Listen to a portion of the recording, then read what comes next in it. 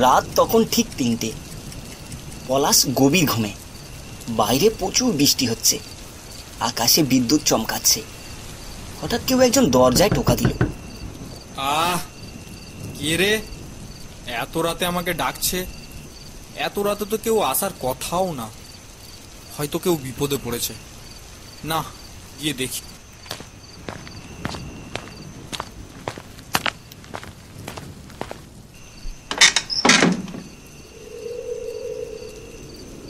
কিন্তু হঠাৎ তার শরীরটা কেমন কেমন করতে লাগলো। বাতাসটা শরীরে লাগার পর যেন আমার পুরো শরীর কেমন ভার হয়ে আসছে। ওহ, চোখগুলোও যেন খুলতে পারছি না। পলাশ বুঝে উঠতে পারেনি ওই বাতাসের সাথে এক ভয়ঙ্কর রাক্ষস তার শরীরে প্রবেশ করেছে। এরপর পলাশ শুয়ে পড়ল। পলাশ, ও পলাশ, কিরে তুই এখনো ঘুমাচ্ছিস? আরে বেলা তো অনেক হলো। আরে মাছ ধরতে যাবি না নাকি? হ্যাঁ তন্ময়, যাবো তো। তুই দাঁড়া, আমি জাল নিয়ে বের হচ্ছি। ছাতা নেব নাকি? ছাতা নিলে মাছ ধরবি কি করে? এরপর পলাশ ও তন্ময় মাছ ধরতে নদীর দিকে রওনা হলো। আচ্ছা পলাশ, তুই তো বেলা পর্যন্ত ঘুমাস না, হঠাৎ তোর কি হলো যে এত বেলা পর্যন্ত ঘুমাচ্ছিস? আসলে কাল রাতে আমি যখন ঘুমাচ্ছিলাম, হঠাৎ কেউ একজন... এই কথা বলতেই হঠাৎ পলাশ তার চোখ বন্ধ করে ফেলল এবং তার চোখগুলো লাল হয়ে গেল। তখন পলাশের শরীরে জাগ্রত হলো রাক্ষসটি। কি রে, কি হয়েছে? কি তোর এমন করছিস কেন? না তো, কই এমন করছি? হঠাৎ কেউ একজন কি, এরপর বল। না না, কিছু না, বাদ দে তো। হ্যাঁ চল, প্রত্যেকদিন আমরা যেখানে মাছ ধরি ওখানেই যাব, চল। হ্যাঁ চল চল।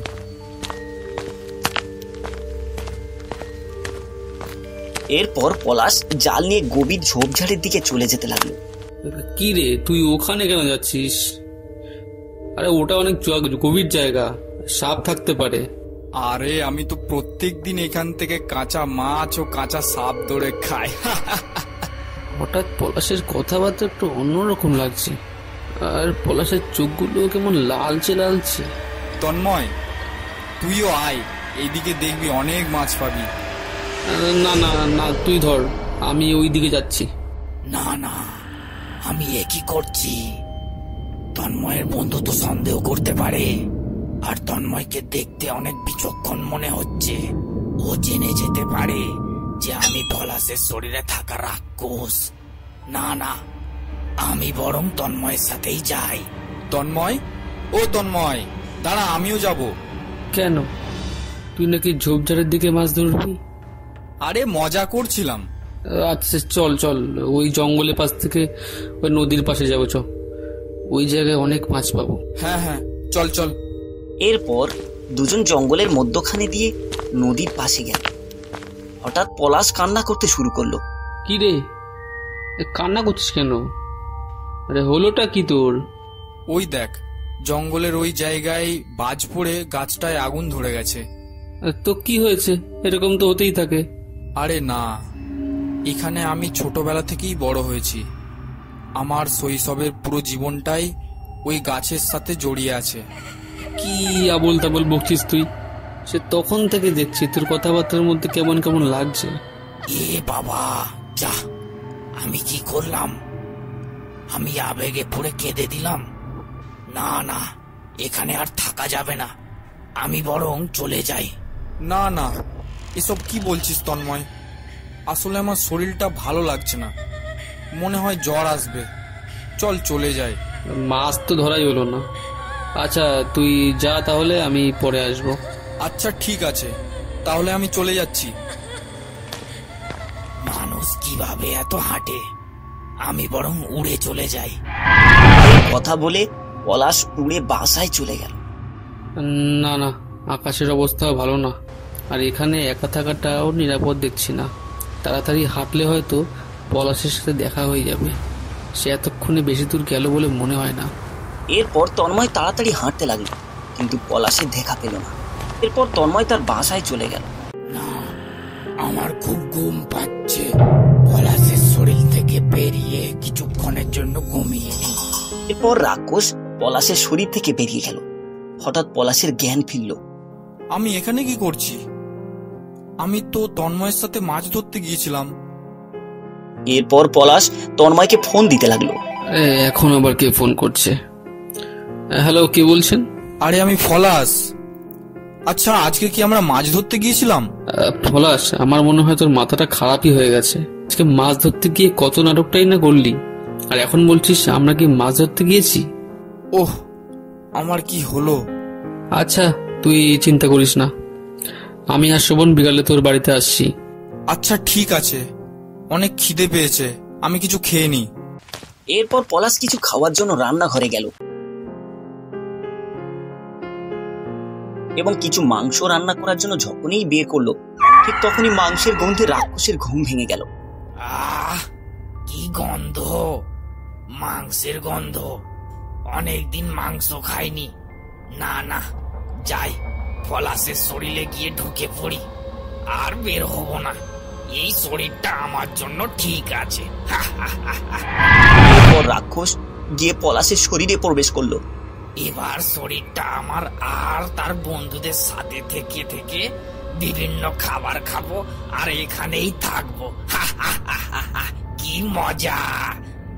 না, মাংসগুলো বরং কাঁচাই খেয়ে দেখি কেমন। হঠাৎ বাইরে থেকে তন্ময় ও শোভন ডাকতে লাগলো। পলাশ, ও পলাশ! এই সময় আবার কে এলো? গলার স্বর শুনে তো মনে হচ্ছে পলাশের বন্ধু। মানুষের বন্ধুত্বটাও অনেক গভীর দেখছি। না না, তাড়াতাড়ি গিয়ে দরজা খুলে দি, না হলে সন্দেহ করতে পারে।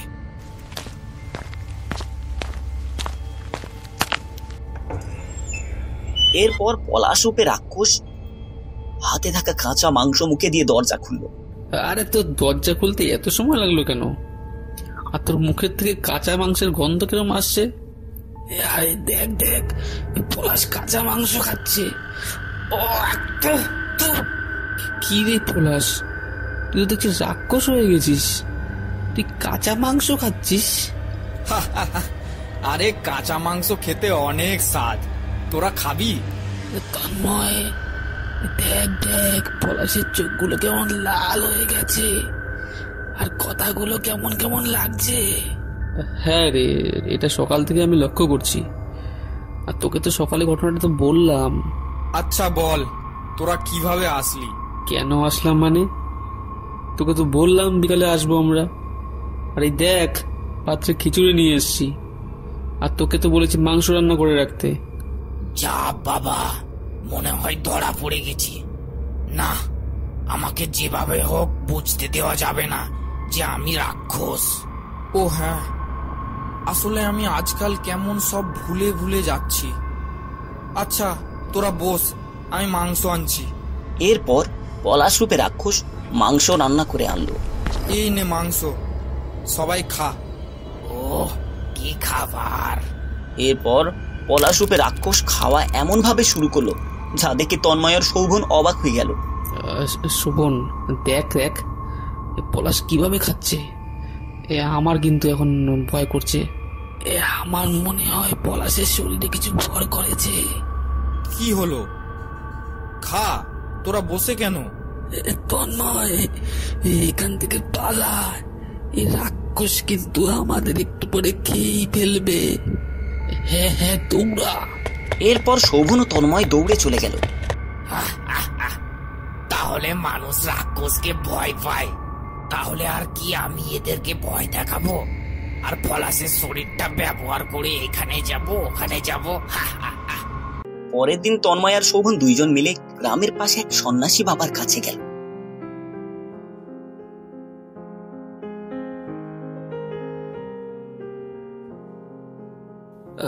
সন্ন্যাসী বাবা, ও সন্ন্যাসী বাবা, বাড়িতে আছেন? মনে হয় বাড়িতে নেই।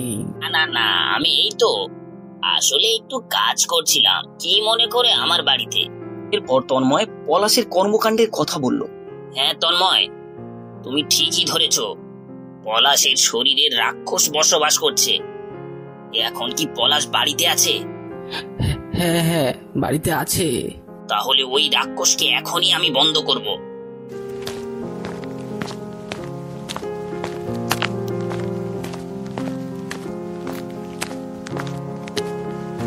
এরপর সন্ন্যাসীকে তারা পলাশের বাড়িতে নিয়ে গেল। সন্ন্যাসী পলাশের বাড়ি গিয়ে দাগ কেটে মন্ত্র পড়তে লাগলো। তন্ময়, এবার তোমরা পলাশকে ডেকে দাও। আচ্ছা ঠিক আছে। পলাশ, ও পলাশ।